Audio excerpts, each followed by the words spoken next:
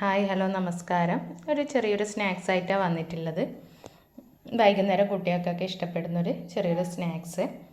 അപ്പോൾ ഇതിന് ഒരുപാട് ഐറ്റംസ് ഒന്നും വേണ്ട, വളരെ ചുരുങ്ങിയ സാധനങ്ങൾ വെച്ചിട്ടാണ് ഇതുണ്ടാക്കിയത്. അപ്പോൾ ഞാൻ രണ്ട് രീതിയിൽ ചെയ്തിട്ടുണ്ട്.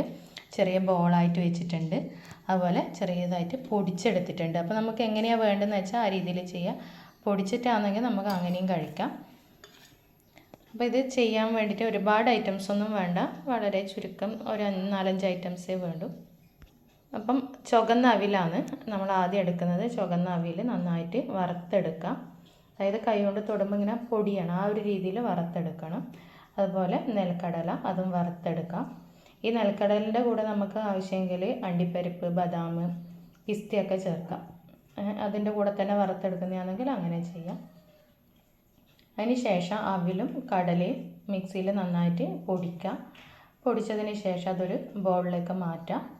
അതിലേക്ക് കുറച്ച് നെയ്യും തേങ്ങയും നന്നായിട്ട് റോസ്റ്റ് ചെയ്ത് അതും കൂടെ ചേർക്കാം. പിന്നെ അതിലേക്ക് കുറച്ച് ഏലക്കപ്പൊടി. ഇനി നമ്മളെ കയ്യിൽ ഏലക്കപ്പൊടി ഇല്ലെങ്കിൽ നമ്മൾ നെയ്യിൽ തേങ്ങ വറുക്കുമ്പം തന്നെ 1-2 ഏലക്ക മുഴുവനായിട്ട് അതിൽ ചേർത്താൽ മതി. നമ്മൾ നേരത്തെ പൊടിച്ച് വെച്ച പൊടിയിലേക്ക് ഇതും കൂടെ ചേർത്തിട്ട് ഒന്നും കൂടെ ഒന്ന് മിക്സ് ചെയ്തെടുത്താൽ മതി. അതായത് ഒന്ന് മിക്സിയിൽ ചെറുതായിട്ടൊന്ന് ക്രഷ് ചെയ്യാം. അതിന് ശേഷം നമുക്ക് ശർക്കരപ്പൊടി ചേർത്ത് കഴിഞ്ഞാൽ ഈ ഒരു പരുവത്തിൽ നമുക്കിതിനെടുക്കാം.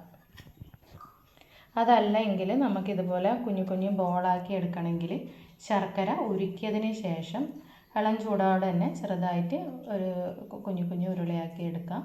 ഇനി ഉരുളയാക്കി എടുക്കുന്നില്ല, നമുക്കത് പരത്തിയിട്ട് ചെറിയ സ്ക്വയർ ടൈപ്പായിട്ടാണ് വേണ്ടതെങ്കിൽ ആ ഒരു രീതിയിൽ നമുക്കിതെടുക്കാം.